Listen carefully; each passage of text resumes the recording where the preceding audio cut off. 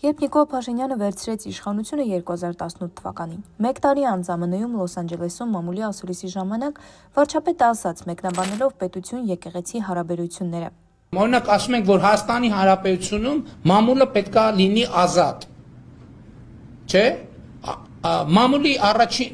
կներեք էլի տենց ընդհանրացումներով չստացի, որ բոլորի մասին եմ խոսում, այսօր մի անգամ արդեն այդ բանի Սոդոմ Գոմորի օրինակը բերել եմ, նորից չկրկնեմ։ Առաջին ռեակցիան ինչ է, դե եկեք այս բանին կառավարության ողնաշարը ջարդենք։ Բարից թե բուն, թե փոխաբերական իմաստով։ Ես ուզում եմ էլի բոլորին զգուշացնել մեր ժպիտները, մեր հարգանքը, ոչ մեկ հանկարծ որպես թուլություն չընկալի։ Որովհետև եթե նրանք, ովքեր մեր գործառույթը, մեր դիրքորոշումը ընկալում են որպես թուլություն, ժողովրդին են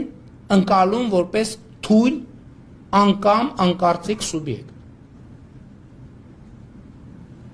Իսկ ընդհանուր իմ դիրքորոշումներին բան չի փոխվել։ Եկեղեցին կառավարում է իր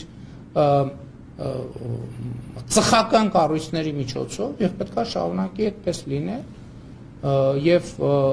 կառավարությունը չպետք է միջամտի եկեղեցու ներքին։ Վեհապար Հայրապետը 6 տարի առաջ պատասխանելով այս հայտարարությանը նշեց, որ Փաշինյանի վերադարձից հետո լուսաբանումներ կունենան։ Վեհապար, եթե թույլ կտաք մեկ հարցել, վարչապետի այն հայտարարությունը, որ եկեղեցականները, ովքեր կփորձեն քանդել իշխանության ոտքի տակ, ծնկի կբերվեն, ինչ կասեք, ում նկատի ունեք, կան այդպիսի։ Այդ առնչությամբ արդեն իսկ մեր եկեղեցին իր տեսակետը հնչեցրել է,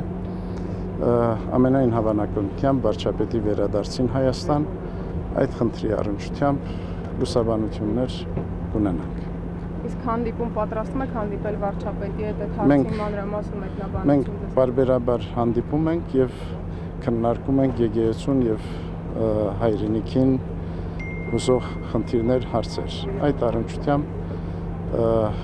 հավանաբար նաեւ անդրադարձ կլինի այդ խնդրին։ Գարեգին Բ. ամենայն հայոց կաթողիկոսը օրհնեց հեղափոխությունը եւ եղավ Վեհապարի հետ առաջին սելֆին։ Սակայն այս միջադեպից հետո կարծես թե իրավիճակը ճիշտ հանգուցալուծում չունեցավ։ Իրադարձությունից 7 տարի անց իշխանությունը դուրս եկավ եկեղեցու դեմ եւ փորձում է ամեն գնով Վեհարանն ազատել Վեհապարից։ Իշխանության ամեն անդամ իր առջև առաջադրանք ունենալով սևացնում է կաթողիկոսին եւ հոգեվոր դասի ներկայացուցիչներին։ Քահանաների եւ թեմերի առաջնորդների տներում եւ կեցավայրերում խոզարկություններ են, սրբազաններ են կալանավորվել, դատապարտվել։ Սա անկախ Հայաստանի մեջ նախադեպը չունեցող երևույթ է։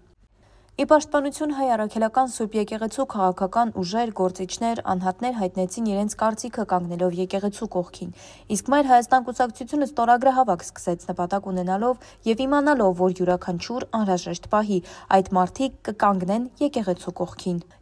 Էջմիածին քաղաքում, Զվարթնոց թաղամասում, անհատապես բոլոր բնակիչների տուն ենք մուտք գործել,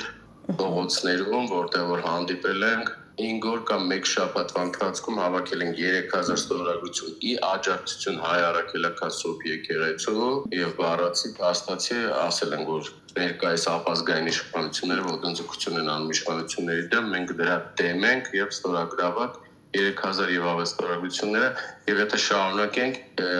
ամեն մարդ ում մոտեցել ենք միանգամից ստորագրել է